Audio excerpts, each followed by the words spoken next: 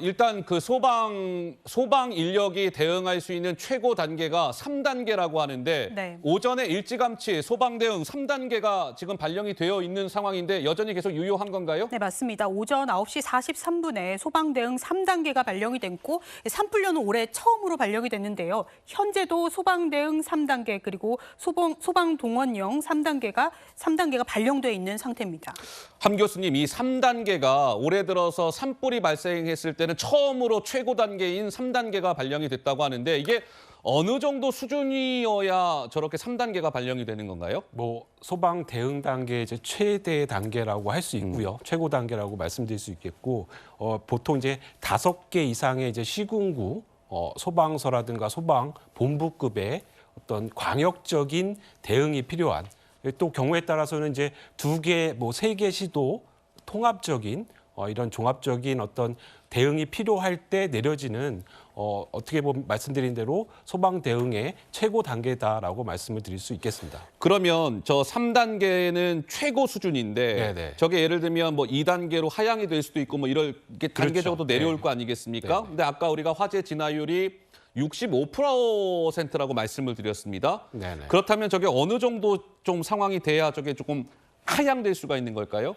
지금 보통 일반적으로 아까 말씀드린 대로 이제 산불의 형태라는 것이 예. 뭐 한 10% 20% 남았을 때도 또 급격하게 확대할 수가 있거든요. 그래서 아마 3단계 유지는 거의 이제 완전히 될 정도까지는 계속 유지를 할 거고요. 예. 예, 그 이후에 아마 이제 단계적으로 해제하는 방향으로 전략이 수립될 걸로 알고 있습니다. 네. 그렇군요.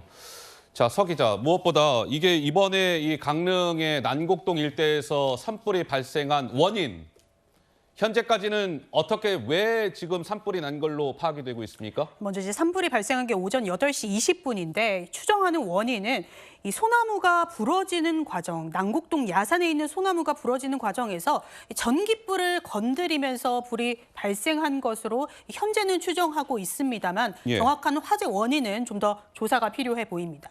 그러니까 워낙 오늘 바람이 세게 불었으니까 강풍에 부러진 소나무 가지가 이른바 전깃줄을 건드리면서 거기에 스파크가 발생이 됐고 그게 산불로 확산이 됐다. 현재까지 그렇게 지금 추정이 되고 있는 겁니까? 네, 맞습니다. 아무래도 이제 워낙에 바람이 강하게 불고 있었던 상황이었기 때문에 이 불 발생 이후에 강한 바람을 타고 산불 확산이 더 빨랐던 것으로 보고 있습니다.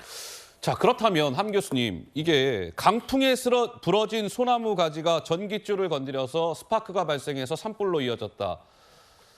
글쎄, 이거는 뭐 미리 우리가 참 막을 수는 참 없었던 상황이었던 것 같기는 한데 좀 네네. 어떻게 보시는지요? 전문가로서. 지금 말씀 주신 것처럼 이제 전선에 그러니까 아주 특고압 케이블인 걸로 보여지고요.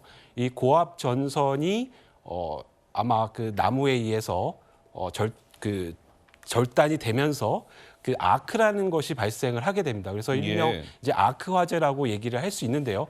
아크라는 건 이제 쉽게 말씀드리면 뭐 아크 용적 같이 굉장히 높은 어떤 방출되는 에너지로 고열을 내는 그런 현상인데요. 그러니까 일종의 번개 같은 이런 현상이다라고 말씀을 드릴 수가 있겠고요. 이렇게 이제 고압 케이블이 절단이 되면서 이런 것들이 이제 아마 영화에서 보시면 아스팔트나 이런 데서 이제 막 그런 그 불꽃이 튀는 이런 것을 아마 보셨을 겁니다. 그래서 예. 이런 불꽃이 튀는 이런 아크 불꽃에 의해서 아마 뭐 낙엽이라든가 주변에 이제 가연물로 착화가 돼서 최초 이제 산불이 시작이 된 게 아닌가 이렇게 보여집니다. 그렇군요.